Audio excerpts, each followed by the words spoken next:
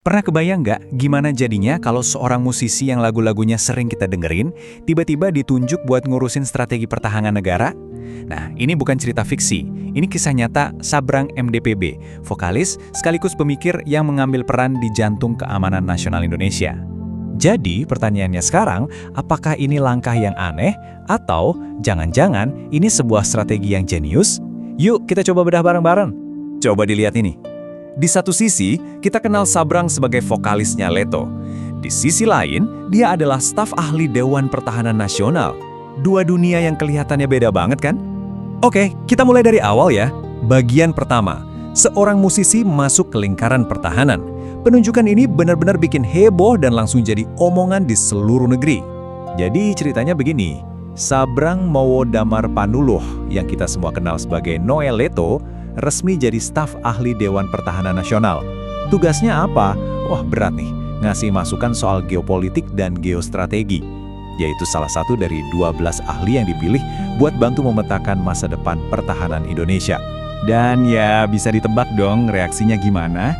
Nggak butuh waktu lama, langsung rame. Inilah bagian kedua, paduan suara kritik. Reaksi yang muncul tuh cepat banget, tajam, dan penuh keraguan. Pertanyaan pertama yang paling banyak muncul, dan jujur aja, ini wajar banget sih. Serius nih, vokalis ngurus perang, banyak yang ngelihat ini kayak bercandaan aja. Kok bisa seorang seniman ngurusin hal seserius pertahanan? Nah, kritik berikutnya lebih dalam lagi. Ada kekhawatiran kalau dia masuk ke sistem pemerintahan, dia bakal kehilangan kebebasannya buat berpikir dan bersuara. Pertanyaan udah bosen jadi orang merdeka ini, nyuarain ketakutan publik kalau dia bakal masuk angin dan ikut arus. Dan ini mungkin yang paling nyelekit. Apa dia bakal jadi ayam sayur? Itu loh, istilah buat orang yang tadinya garang jadi lembek. Gak berani lagi ngeritik pemerintah yang sekarang dia jadi bagiannya. Ini bener-bener puncak skeptisisme publik. Oke. Setelah dengerin semua kritiknya, sekarang coba kita lihat sisi lain dari ceritanya. Kita masuk ke bagian ketiga. Karena ternyata di balik panggung ada resume yang mungkin gak banyak orang tahu. Perjalanan karirnya tuh gila, macem-macem banget. Jauh sebelum ngeband sama Leto, Sabrang itu seorang ilmuwan loh. Dia belajar matematika dan fisika di Kanada. Nah, latar belakang ini yang ngebentuk cara pikir dia jadi sangat logis dan sistematis. Dari situ, baru deh dia masuk ke dunia musik, film, dan akhirnya mendarat di Dewan Pertahanan Nasional. Dan ceritanya lebih dalam lagi. Sebagai putranya budayawan Cak Nun, dia udah tumbuh di lingkungan yang intelektual banget. Ditambah lagi, dia juga aktif di dunia analisis data dan teknologi. Jadi julukan arsitek pikiran ini pas banget. Dia emang terbiasa membedah masalah yang paling rumit sekalipun. Nah, sekarang kita sampai ke inti argumennya. Bagian keempat, medan perang baru adalah pikiran Anda. Disinilah Sabrang ngejelasin kenapa keahliannya itu relevan. Ini tentang cara kita mendefinisikan ulang konsep pertahanan itu sendiri. Jadi, apa sih perang kognitif itu? Ini konsep kuncinya. Gampangnya, ini adalah perang yang nggak pakai peluru atau bom, tapi sasarannya itu pikiran kita semua. Tujuannya, bikin kita saling nggak percaya, nyebarin hoaks, sampai akhirnya sebuah bangsa hancur dari dalam. Dan ini nih senjata-senjatanya. Kampanye disinformasi, adu domba di medsos, bikin kita benci satu sama lain gara-gara politik, sampai kita jadi nggak percaya lagi sama institusi manapun. Dan yang paling bahaya, bikin kita lebih ngandelin emosi daripada logika. Kedengaran familiar kan? Inilah medan perang yang menurut Sabrang paling berbahaya saat ini.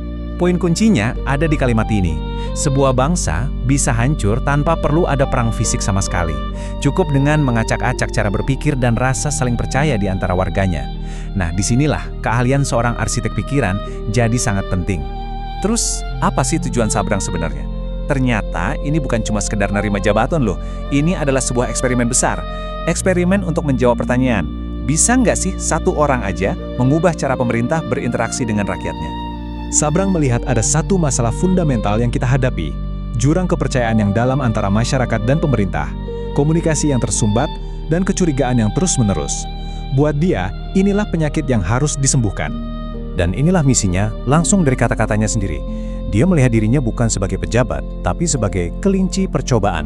Dia rela masuk ke sistem untuk menguji sebuah model baru pelayanan publik yang transparan dan akuntabel, justru karena nggak ada orang lain yang berani melakukannya. Terus gimana cara kerjanya? Dia nawarin sebuah kerangka yang sederhana banget. Pertama, saring kritik publik. Pisahin mana emosi, mana substansinya. Kedua, akuin kekhawatiran mereka, jangan defensif. Ketiga, jawab dengan transparan, jujur, gak pakai bahasa politik yang muter-muter. Dan yang terpenting, keempat, bikin janji yang bisa ditagih sama publik. Dan ini bukan cuma teori loh, dia bikin 2 komitmen yang sangat konkret dan taruhannya tinggi. Pertama, transparansi penuh. Apa yang dia usulkan ke pemerintah, bakal dia usulkan juga ke publik. Kedua, akuntabilitas. Kalau dalam setahun gak ada hasilnya, dia bakal mundur, sesimpel itu. Jadi, kita kembali ke pertanyaan besar di akhir. Apakah eksperimen satu orang ini, seorang bintang rock yang jadi kelinci percobaan di ruang perang, beneran bisa memperbaiki retaknya kepercayaan antara rakyat dan pemerintah? Yah, cuma waktu yang bisa menjawabnya.